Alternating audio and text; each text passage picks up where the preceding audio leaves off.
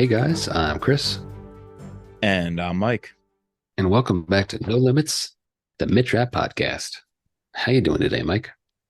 I am good based on all the content that we have just pushed out over on No Limits, the Brad Thor podcast or the Scot Harvath podcast. But today we are here to tell you a little bit about what's coming back on the Mitrap podcast and the No Limits podcast. There's a lot in store the next few months, Chris.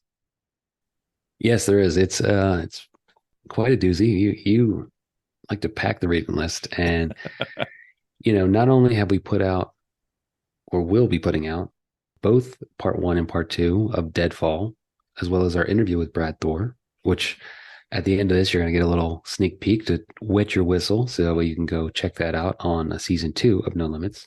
We also covered All the Sinners Bleed by S.A. Cosby, Sean Cosby. Great novel. Highly recommend you go check that out.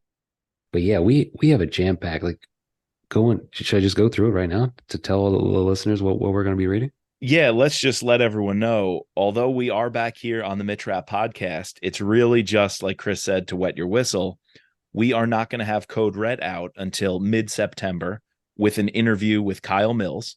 After September, we're definitely getting into some of the Don Bentley work, looking ahead to 2024 and his first Mitrap novel.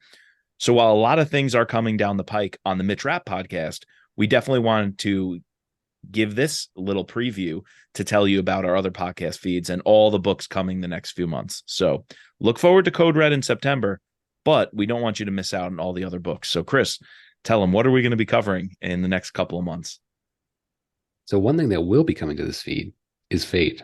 We've been talking about as a sending way for Kyle Mills. We're going to read Fate, talk about it, and we'll post it on this feed. We'll probably post it on both this feed and the No Limits Thriller podcast feed. In addition to that, we're doing Lethal Range, Ryan Steck, which probably we should put on this feed as well because it's the real book spy, the real book spy, and the original Mitrap fan, or what was his account? The was it just Mitrap fan? I think it was. Yeah. We're going to be covering Lethal Range, his second book in the Matty Red series. Chris, I already started it. I'm about halfway through. It is awesome. I have to say, I think it's better than his debut book. And we found out second books are really hard. A lot of the series we read, the second book is sometimes struggles to hold up to the debut book. Not the case here, Matty Red. I'm really enjoying Lethal Range. We also have a giveaway, so look forward to that on our socials. We're going to give away the first book, Fields of Fire. We have 2 copies of that. So anybody who hasn't gotten into Ryan's books, the original Mitrap, big Mitrap fan and social media presence, and now the real book spy, we're going to give away his first book, and we encourage you to pick up his second book, which we'll be covering on the Thriller podcast. Our first interview with Ryan was here on the Mitrap pod, but since we've grown, we're going to have our next interview with him covering Lethal Range book 2 over on the Thriller podcast. So we also have Moscow X, the McCloskey's follow-up. I'm very excited for that one. That's been sitting on my shelf for a while, and I've been wanting to dive into that one. Yeah, we got an early copy of that, and I cannot wait. It's just I don't think that's released until mid-late September. So we're gonna cover some Mitrap first with Code Red before we get to Moscow X. But yeah, his first book, Damascus Station, was lights out. I'm definitely ready for a follow-up to that one. Another Russia book, Moscow. Another Russia book, yeah. Then we got Target Acquired. Excited to dive into that one. That will be here on the Mitrap pod. We got Sons of Valor 3. Should I follow up my streak of not showing up for that pod? You always flake on Andrews and Wilson, dude. And like our audience, you absolutely should not flake on them. They are, I don't want to say the next best thing in thrillers because they are currently, the best thing going in thrillers. I got to be honest with you. They're lights out. Did you ever get around to Sons of Valor 1 and 2? No, I haven't. So I'll just dive right into 3. Dude, you can. I think you'll be able to. The way number 2 was so damn good, I think you could jump right in. You're going to miss a lot, though, because the first 2 are incredible. But, dude, speaking of Andrews and Wilson, they have another book they just released, kind of like an independent one, not related, The Sandbox. Have you heard about this one? No, I'm not. Apparently it's real creepy. It's like some AI stuff. It's a little bit of AI. It sounds sci-fi. I think like horror. People are really, really posting one, how good it is, but two, how disturbing it is. So I feel like Andrews and Wilson, and they've got Clancy books coming out. You know, they were just contracted to jump into the Clancy verse. So we might have to catch up with this sandbox people are talking Now, do you about. think that's because Don Bentley's exiting? Oh, I don't know. That's a good point. I I feel like the announcements and the timing of it was pretty close within a few weeks of hearing that news. I guess that's possible. Although Yeah, could be. I think Don Bentley down the road is going to try to keep things going over there, Okay. but I don't He's know going to how he try to do do that. the 3 story. I don't know. Yeah, I don't know because we also have the Matt Drake stuff. Yeah. Is he going to drop Matt Drake and just focus on Mitch Rapp? Well, guess what? We're going to have a chance to ask him. Yeah, we are. We are. I think we're going to give Kyle his time though with Fade and Code Red. So we'll definitely Yeah, bring Kyle on, and we'll definitely look forward to having Don on in October, November, something like that. definitely. Definitely. Want to get into Assassin's Mark, our OG author, Ward Larson. Ward Larson. I love David Slayton, the Assassin series. I don't think this is Very one good. you gotten into. You No, read one or two of I've them. read like one or two of them, but the ones I have read are very good. I Yeah, have really enjoyed them. they're really good. And he even had Deep Fake. Deep Fake, his Deepfake was standalone very good. last year was incredible. Yeah, yeah, yeah. Then you have one here. I have no idea what it is. The Outside Man. That's Matt Drake. That's Don Bentley. Oh, okay, okay. I think See, that's book I two. I need to do a little more research on Don Bentley, as he's going to be our one of our featured authors on this feed. So Yeah, you and me both. I've only read, what was the first one we covered? The first Matt Without Drake? Sanction, Without Sanction. So, very good. I like that novel a oh, lot. dude, So that novel was really good. And it was different. I it really was liked different. it. I liked how it was Yeah. different. Yeah, yeah. We're going to have an author who's doing something a little different. Okay, The Outside Man was only published in 2021. So all the Matt Drake stuff is rather It's pretty recent. new. Yeah, yeah. So yeah, I definitely think we should, right before or right as we interview Don, have done one of his Clancy verse books, which is Target acquired, and also at least a couple in the Matt Drake series, so that we know a little bit about his style and his versatility, you know, how Right. he's doing his own character and also someone else's character, because when he comes to Mitch Rapp, we want to see him blend those two things like Kyle did. The same Right. way Kyle Exactly. put his own stamp on the series, but he only did so after proving he had the chops to stand To up do a Vince Flynn. to Yeah, do yeah. a Vince Flynn book. Exactly. With the Survivor. So it'd be really great to read how Don has done both those things in the past. And we hope he'll continue to do it with this series. And after taking 3 months off from Brad Thor, sorry, Brad, we, we did Full Black and Deadfall like pretty close together. So Yeah. we caught up. But yeah, we're gonna come back, keep chugging along. Season 2, Scot Harvath Podcast with the Blacklist in December. So that'll cap off your New Year's, your ring 2024 in with Blacklist. Yeah. If we stick to this list, This is an aggressive which list. I think we can do it. I think we can do it. This is going to be tough. You know what would definitely help us do it? If we knew that all you guys, the original OG Mitch Rapp Pod listeners, were subscribed and following along with us on the other two feeds. Check the links in the show notes below. We would definitely love to see you over there, hear you on social media chatting about more than just Mitch Rapp. There's so many thrillers out there. We're barely scratching the surface. But Chris, I think it's important we came here on the feed to give the folks a little taste of our end of 2023 reading list. It's August and we're talking about planning the end of 2023. We got to plan our reading. Yeah, exactly. How many books is that? So how many will that be from here to the end of the calendar year? One more, two, at least 9. That's going to be fun. Yeah, we can do it. I'm a little nervous. Once the school year starts, I hound you to podcast all the time, and then the school year starts and you'll hear nothing from me for like 3 weeks. Luckily, none of these are like real. The only one that's new is Code Red. So we will have, that Flexibility. that we have flexibility to listen to audio. I can listen to audiobooks way faster than I can read the pre-releases. So Yeah, when we get the advanced reader copies in the mail, when we have to just crunch for the pod, it's always audiobooks on 3-speed or 2-speed. So Yeah, exactly. No crunching here. Deadfall, it was kind of nice. With the most recent Brad Thor book, I did a half and half. Yeah, me too. I would read the book when I had some time because I always love sitting down with a physical book.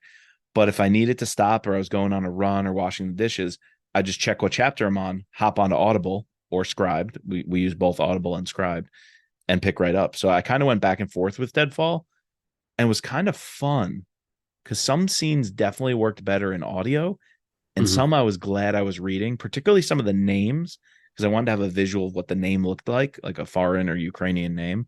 So I kind of like that hybrid back and forth. Yeah, that's cool. All right. Well, we said we would leave you with a little sneak peek of one of our latest episodes on the season 2 of No Limits podcast. So here is a little snippet from our interview with Brad. Hope you enjoy it.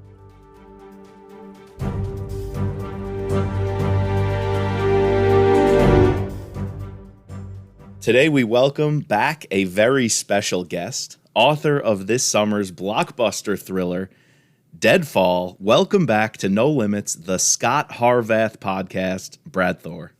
It's great to be back, you guys. Thanks for having me. Yes, welcome. Well, let me just kick it off with the question everybody's been waiting to hear from you. Barbie or Oppenheimer? I haven't seen either. I'm actually reading the Oppenheimer book, which is 721 pages. It's very long.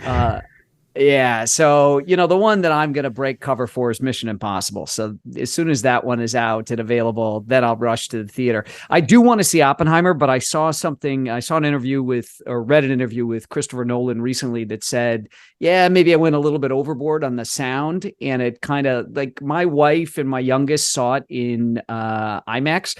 And Nolan was saying, yeah, there is some mumbling in the movie and you can't hear it. And I'm like, maybe I want to watch it at home on my own big screen when it streams, in a month or whenever it is going to be released. So yeah, I haven't seen either of those movies. I got a great theater. I love the theater with the reclining seats and I can get a beer and take it with me into the theater and that kind of stuff and get wings or pizza. But no, I have not gone out. And in fact, I've been, promoting my new book. It came out. So I've really been just kind of covered up with media. So good question. I'm sorry I don't have a better answer for you. No worries. It was just a joke. Neither. Just a joke. All right. What about this one? In a cage match, who would win, Elon Musk or Mark Zuckerberg? You know what? I hope it's Zuckerberg because I can't stand Elon Musk. That I heard somebody once say that he puts the ass in Asperger's. Yes. I'd hate to be that guy's neighbor with the damn X on top of the building and all that kind of stuff. And, I'm kind of tired of hearing from him. There's a handful of those really wealthy guys that just pop off about everything. And yeah, I'd hate to be one of his shareholders. I'll tell you that much. And he's really driven Twitter into the ground, which is a shame because it was never perfect, but I think he's made it worse. So I'm putting my money on Zuckerberg. Plus, have you seen what shape Zuckerberg's in? Yeah, it's crazy. He's doing 4,000 calories a day to keep his muscle mass up. Oh, it's amazing. He's gonna whoop that jackass's ass. So I'm looking forward to that fight. I'd go to Vegas for that. There you go. That's great. You do a little promotion while you're there. Hand out copies of Deadfall. That's it. Sign books in the lobby.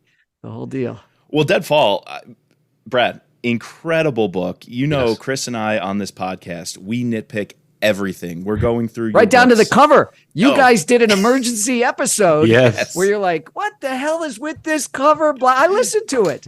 I've listened to the episodes. Yeah, you guys went after the cover, but now that you've read it, you're going to appreciate it too. No, I love the cover. I love the cover. I got goosebumps when the scene happened with the wing of the Archangel, which we had guessed that's which statue you were using. Well done. And it was the troll looking out the window at the raven on the tip of the wing. I had goosebumps because, cool. Any apprehensiveness I had about the cover, when that moment hit, it was just, I don't know why that warped me into the story. It was a small detail, but it had layers because the raven and the ravens, chaos, yet he's finding peace in this kind of visual looking out the window. You killed it, Brad. Listen, I wanted to respond to you guys, and I'm like, no, I got to hold back because I just got to let them read the book, and then they'll get it, So, cool. Well, I guess, just to kick it off, like what inspired you to write, a story about Ukraine? So I grew up, there was a particular writer who I loved growing up, and his name was Alistair MacLean. And so one of my favorite books by him, and it was a great movie with a young Clint Eastwood, is Where Eagles Dare. He wrote some really cool World War II stuff. He wrote some Cold War stuff like Ice Station Zebra. And, I'd always loved his stuff. I love modern takes on World War II, like Saving Private Ryan, Band of Brothers, Fury with Brad Pitt. Right down. I even enjoyed tremendously Monuments Men with George Clooney and John Goodman. So I'd always wanted to take Harvath and put him in one of those kind of World War II stories, but minus, Doc and the DeLorean, that wasn't going to happen because Harvath is today, not, back in the 1930s, 1940s. So when Ukraine came about, I thought, okay, if the Russians don't make it into Kyiv in the initial push, if the Ukrainians are able to hold on to Kyiv, this thing could draw out for a while, and I might have some breathing room to set a book there and get it to market. So that was really the impetus behind it, is that I wanted to put Harvath basically in a land war in Europe. And as I'm writing it, it looks to me like all those bombed out villages that you saw in Saving Private Ryan and Band of Brothers and Fury. Those movies were playing through my head as I was writing this book, the backdrops, the settings, if you will. Yeah. Speaking of settings, something we always bring up about your books every time is how we're in the location. We call it our Traveling Heavy segment after your former life on the Traveling Light series. The way you took us into a monastery, I felt like I was there in the countryside, or a vineyard. And we're with the vintner's family, and unfortunately what happens to the children, or even the Bush telegram, where we're going village to village, getting these clues and these hints, and they're communicating. It felt like guerrilla warfare mixed in with, and then there were some urban scenes, it almost felt like, in those little towns where they're hiding behind buildings, and he sets the trap with the armored convoy. Yep. What was your favorite location to write? And then similarly, because it goes with that, your favorite action scene that you put in the book? Boy, that's great. Great question. It's funny because the first scene where you see Harvath, chapter 1, so there's the prologue with Anna Royko in the orphanage where the Ravens show up. And then I had actually gone to Harvath in Poland, kind of bopping around in Warsaw. And my wife's like, no, you can't go to that. She's like, you need an action scene with Harvath to start it up. And so in my notes, I had this thing about what was in the real world going on in Belarus, which is the Iranians training the Russians and how to use their drones, the Shahed drones and all that kind of stuff. So that scene I put in after the fact, because my wife's like, yeah, you need an action scene right up front here. So that's why I did that with chapter 1 with Harvath, and he got to see his team. And a couple of the guys on Harvath's team are based on guys I know, and they get all pissy if they don't see themselves in the book. You know what I mean? So I gotta take care of the boys and put them in. So, I really liked, but each scene was different. Each scene kind of scratched a different itch for me, if you will, played upon, like Harvath goes all the way to Kyiv, and then he goes on to Kharkiv, and he's supposed to be meeting with what he thinks is a Ukrainian intelligence officer. And it's not, it is actually a Russian that is swapped in. And so that whole thing in the dacha, and when the guy jumps through the window on fire, that was like my Jason, like Friday the 13th kind of thing, that you just think it's gone, and the dude just jumps through the window, out of the window outside. So that was fun. I really liked having Harvath in the APC on the 50 cal and just raking the target with all those rounds. It's interesting because Ukraine is the first. There was stuff in Afghanistan and stuff in Iraq where there were video and stuff like that, but that's like organized U.S. military. There's stuff that they don't want their guys doing. They don't want guys feeding out live footage of combat and all that kind of stuff. But Ukraine's a different story.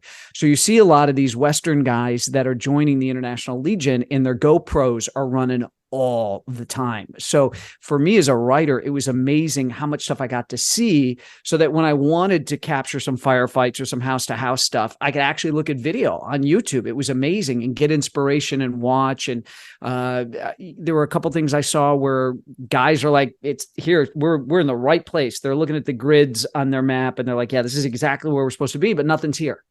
so that kind of war is, fog of war and things get screwed up and logistics and getting, supplies around. So each one of those action scenes I really, really enjoyed. Whether it was taking out the Ravens as they were coming by that convent. Oh yeah. The big scene at the end where, it's kind of a bookend from the beginning with the Claymores. So you've got the Claymores in the beginning in Belarus. You've got the Claymores at the end. Each one right down to where the fake the Russians posing as Ukrainian soldiers had like a roadblock, and Harvath had to the checkpoint. So all that stuff was fun to write because each one of those is something I could see happening in Band of Brothers. You know what I mean? Each one of those scenarios. And it's funny because when I sat down, I was like, whoa, most of this happens over 24 hours for Harvath. Yeah, the book is... It happens. Yeah, I mean, it's a really long day for him from, having his train attacked to, ending up figuring out where Anna is and going in there and getting her out. It's like almost like an episode of 24, in a sense. And I felt...